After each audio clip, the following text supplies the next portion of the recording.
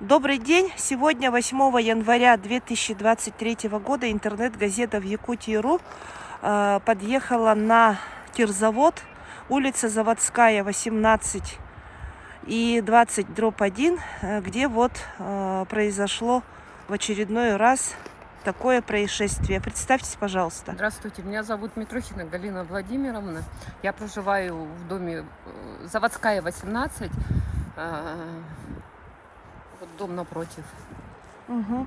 И вот с какого у вас это началось? Ну, у нас как начинается зимний период, у нас начинаются разливы. То есть летний период у нас, видать, фекальня уходит в воды подземные, и это разливы не происходят.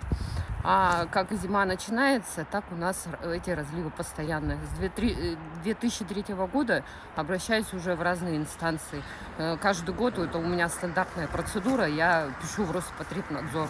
Ну, никаких, накажут их и все, и дальше как было, так и есть. Это же канализационные, да? Да, это канализационные сточные воды. Ага, прямо вот запах стоит. Ага. Запах в квартире постоянно стоит. Микрофон поближе к себе. Дома пожалуйста. у нас дети астматики, дышим вот этим. Сам дом аварийный, да? Да, дом аварийный. А в каком году признан? В 2019 году. Ага, и вот давайте вот с той стороны тоже. Ага, вот тоже кто-то подъехал. Так. И вот тоже здесь у нас. У вас вот это вот тоже. Это получается, оно прямо под дорогой идет, да, или как? Да, это труба под дорогой. Ага. И это еще откачали. А здесь в Новый год было вообще озеро. Ага. А когда вы вот обращались на днях? И куда? Нет, я обращалась до Нового года, написала, санэпидинстанция мне ответила. Есть заключение, санэпидинстанция отправила письмо в Роспотребнадзор. Вот я думаю, сейчас с понедельника выйдет Роспотребнадзор и будет составлять, может, акты, приедут, я не знаю. Пока тишина.